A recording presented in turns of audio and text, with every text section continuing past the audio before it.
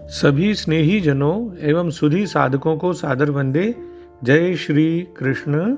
श्रीमद् भगवद गीता अध्याय 6 आत्म संयम योग और आज का श्लोक है श्लोक संख्या 7।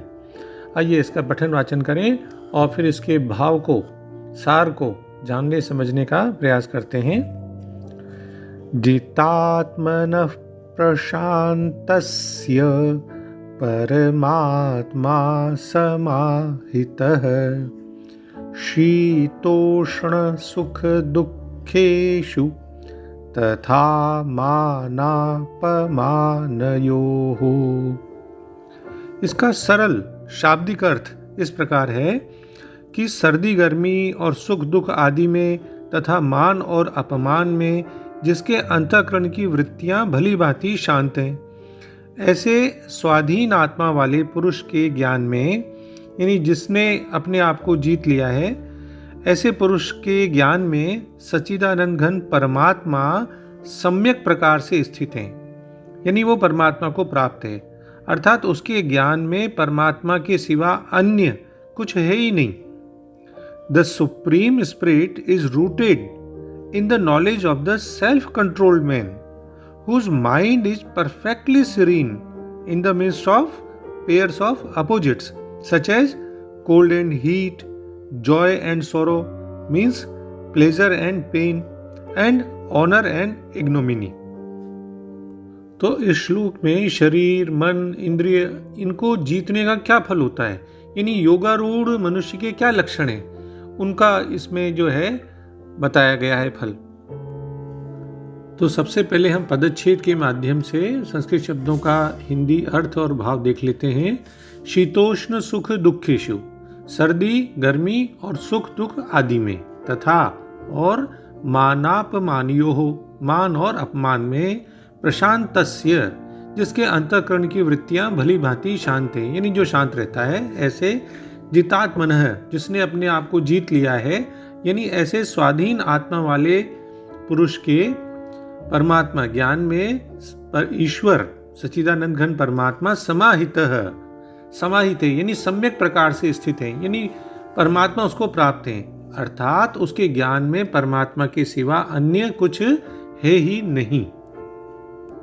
तो जैसा कि आदि शंकराचार्य जी बताते हैं कि जिसने मन, इंद्रिय आदि रूप में जो शरीर को अपने वश में कर लिया है और जो प्रशांत है, यानी जिसका अंतःकरण सदैव प्रसन्न रहता है, उस सन्यासी को भली प्रकार से सर्वत्र परमात्मा प्राप्त है।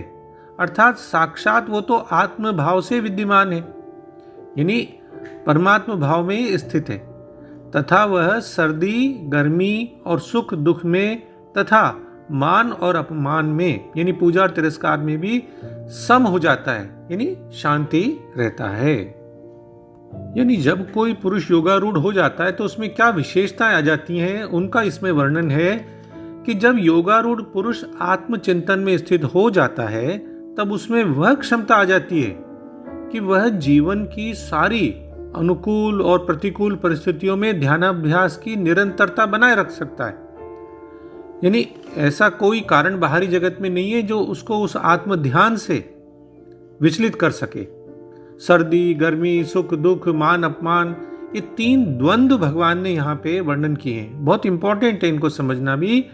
और इन तीनों के द्वंद्वों के द्वारा भगवान सारी जो संभावित विघ्न है, बाधाएं हैं, जो इसको प्रभावित कर सकती हैं पुरुष को, जो मनुष्य के जीवन में आकर उसकी समता और शांति को भंग करने में समर्थ होती हैं, उन सब का वर्णन किया गया है।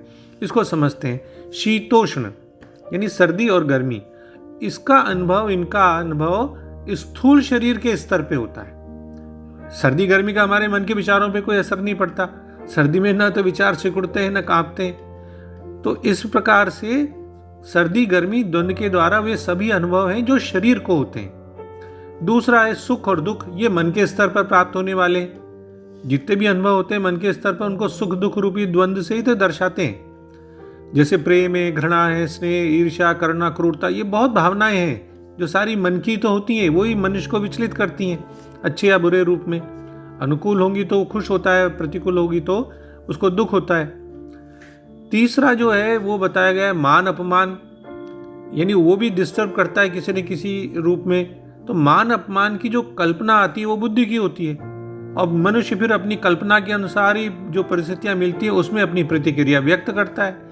तो शरीर, मन और बुद्धि ये 3 उपाधियां हैं जिनके द्वारा जो भगवान ने 3 द्वंद्व रूपी विघ्न बताए हैं, शीतोष्ण यानी सर्दी गर्मी, सुख दुख और मान अपमान, इनकी संभावना आने की रहती है। तो भगवान कहते हैं कि प्रशांत चित्त वाले जितेंद्रिय पुरुष के लिए परमात्मा सदा ही आत्मभाव से ही विद्यमान रहता है।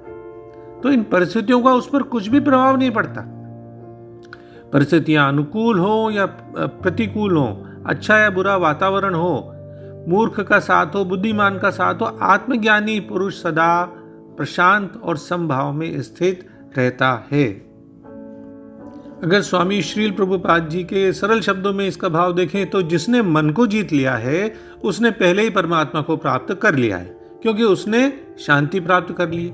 तो फिर ऐसे पुरुष के लिए सुख दुख, सर्दी गर्मी एवं मान अपमान एक से हो जाते हैं, और इन सभी द्वंद्वों से अप्रभावित रहने की जो अवस्था है वो व्यावहारिक समाधि या परमात्मा में तल्लीनता है।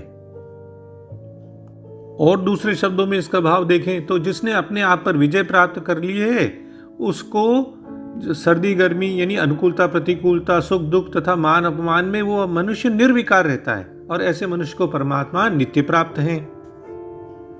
6ठे श्लोक में अनात्मनः पद आया था और यहां जितात्मनः पद आया है।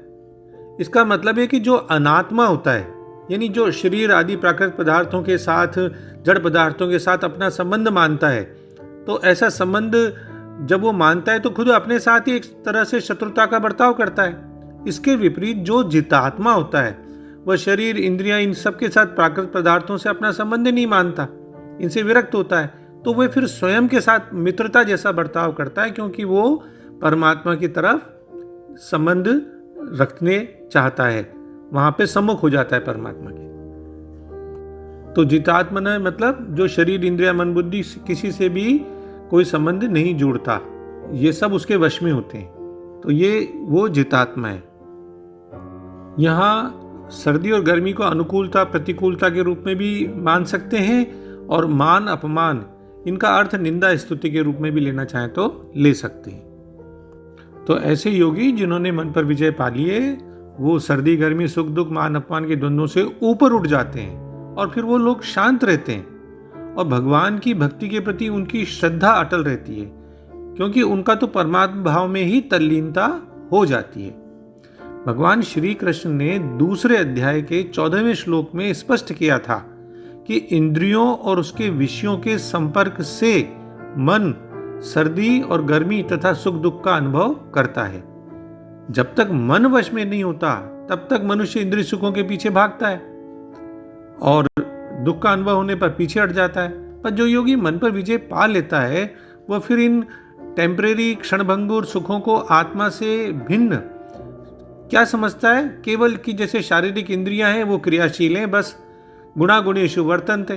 तो ऐसा सिद्ध योगी इन सभी द्वंद्वों से परे रहता है। देखिए हमारा मन जो है वो 2 क्षेत्रों में तो घूमता रहता है ना, एक है माया का क्षेत्र और दूसरा है भगवान का क्षेत्र, यानी एक सांसारिक क्षेत्र है तो दूसरा आध्यात्मिक क्षेत्र है। तो यदि मन इस संसार के विषयों से ऊपर उठ जाता है ना तो वो बहुत सुगमता से, सरलता से भगवान में तल्लीन हो सकता है। एक तरफ से विरक्त होंगे तो दूसरी तरफ संयुक्त होंगे। तो भगवान यही तो कह रहे हैं यहाँ कि सिद्ध योगी का मन समाधि में स्थिर हो जाता है, यानी भगवान की गहन साधना में लीन हो जाता है। ज्ञानी व्यक्ति या साधारण मनुष्यों की बात करें तो वो अशांत भी हो सकते हैं उनके मन, और विक्षुब्ध भी यानी डिस्टर्ब भी हो सकते हैं, और वो तो इन्हीं के प्रभाव में जीते मरते, वो कभी शांत नहीं हो सकते। लेकिन ऋषि का मन अलग होता है, चाहे बाहर कुछ भी परिवर्तन हो रहे हो वह तो सदैव संतुलन की अवस्था में रहता है और आत्मा की असीम शांति में ही विश्राम करता है, आत्मा के आनंद में ही डूबा रहता है। जैसे हवा की कैसी भी लहरें चल रही हो, जोर से या हल्की कैसी भी, कोई विशाल पर्वत है उसको हिला नहीं सकती ना। तो ऐसे ही कितनी भी प्रतिकूल अनुकूल परिस्थितियां आ जाएं, उस व्यक्ति को नहीं हिला सकते जिसने मन को वश में कर लिया है, और वो जो सदैव आत्म भाव में, परमात्म भाव में स्थित रहता है और आत्मा के ही आनंद का आनंद लेता रहता है। बहुत सरल ढंग से डॉक्टर राधाकृष्णन जी समझाते हैं कि यह उस व्यक्ति के परम आनंद की दशा है जिसने परमात्मा के साथ, जिसे सार्वभौम आत्मा कहा है, उसके साथ अपनी एकता स्थापित कर लिए। वो जितात्मा है जिसकी शांति और धृति जो है, ये विभिन्न तरह के जो द्वंद्व बताए भगवान ने 3, उनके कष्टों से विक्षुब्ध नहीं होती, यानी डिस्टर्ब नहीं होती। परमात्मा समाहित, यानी आत्मा का परमात्मा भाव में ही समाहित हो जाना।